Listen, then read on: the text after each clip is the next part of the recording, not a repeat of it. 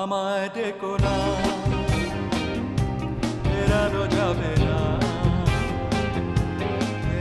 জনপ্রিয় সঙ্গীত শিল্পী ও ব্যান্ড তারকা শাফিন আহমেদ মারা গেছেন। বৃহস্পতিবার সকালে যুক্তরাষ্ট্রের একটি হাসপাতালে তার মৃত্যু হয়েছে। যুক্তরাষ্ট্রের ভার্জিনিয়ায় চিকিৎসাধীন ছিলেন তিনি। বৃহস্পতিবার বাংলাদেশ সময় সকাল 6:50 তিনি মারা যান। শাফিন আহমেদের ভাই হামিন আহমেদ তার মৃত্যুর বিষয়টি সংবাদ মাধ্যমকে নিশ্চিত করেছেন। শাফিনের ম্যাসিভ হার্ট অ্যাটাক হয়েছিল। 20 জুলাই তার একটা কনসার্ট ছিল ভার্জিনিয়াতে।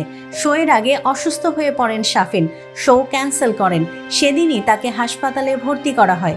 এরপর তার শরীরের নানা অর্গান অকার্যকর হতে থাকলে তাকে লাইফ সাপোর্টে নেওয়া হয়।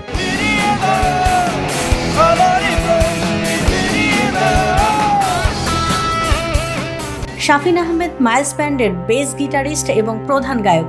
ব্যান্ডের বাইরে তিনি সলো ক্যারিয়ারে সুনাম অর্জন করেছেন। এছাড়াও বেশ কিছু সলো এবং মিক্সড অ্যালবামে তার গান রয়েছে।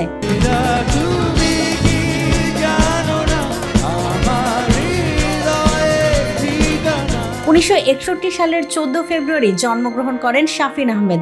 তার মা সঙ্গীত শিল্পী ফিরোজা বেগম এবং বাবা সুরকার কমল দাশগুপ্ত। পরিবারের কারণে ছোটবেলা থেকেই শাফিন আহমেদ গানের ভেতরেই বড় হয়েছেন। বাবার কাছে মাঝে মাঝে উচ্চাঙ্গ সঙ্গীত শিখেছেন আর মার কাছে শিখেছেন নজরুল গীতি।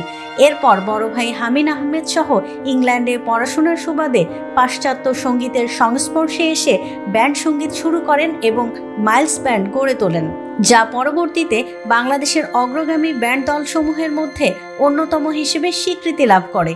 শাফিন আহমেদের জনপ্রিয় কিছু গানের মধ্যে চাঁদ তারা সূর্য, জ্বালা জ্বালা, ফিরিয়ে দাও এবং ফিরে এলে না অন্যতম।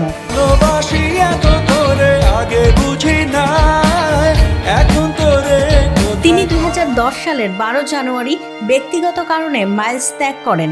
এরপর রিদম অফ লাইফ নামে নতুন একটি ব্যান্ড দল প্রতিষ্ঠা করেন। কিন্তু একই বছরের শেষের দিকে শাফিন আহমেদ আবারও মাইলসে ফিরে আসেন।